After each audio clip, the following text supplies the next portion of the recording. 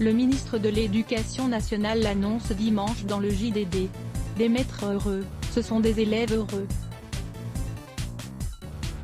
C'est ce cercle vertueux du bien-être que je souhaite renforcer. Le ministre de l'Éducation nationale, Jean-Michel Blanquer, annonce au journal du dimanche daté du 30 août, le lancement d'un Grenelle des professeurs. D'ici à octobre, nous discuterons de la hausse des rémunérations pour 2021, grâce aux 400 millions d'euros supplémentaires obtenus, avance-t-il, et à partir de novembre, nous négocierons pour définir une loi de programmation pluriannuelle, poursuit-il, tout en évoquant une transformation profonde du système éducatif. Il mentionne alors la gestion des ressources humaines et la place des enseignants dans la société. Jean-Michel Blanquer annonce aussi la mise en place de groupes de travail avec les organisations syndicales, sur 3 grands objectifs, la reconnaissance financière, la coopération et l'ouverture. Nous devons moderniser notre système. 48 heures avant la rentrée scolaire, le ministre de l'Éducation nationale tente également de se montrer rassurant. Ça sera une année aussi normale que possible, déclare-t-il.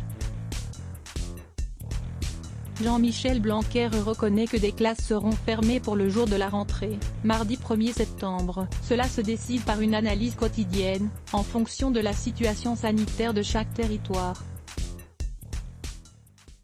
Il y en aura, mais le moins possible, précise-t-il.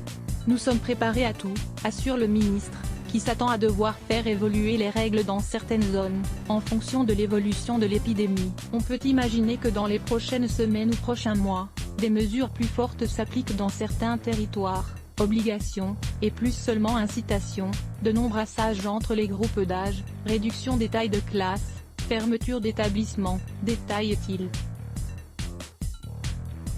Interrogé sur la tribune de médecins réclamant un protocole sanitaire plus strict dans les établissements scolaires, Jean-Michel Blanquer répond que les recommandations sanitaires du ministère de l'Éducation nationale sont directement inspirées par les avis du Haut Conseil à la santé publique. Cette semaine encore, la Société française de pédiatrie, dans une réunion à la Direction générale de la santé, a validé nos positions, fait-il valoir.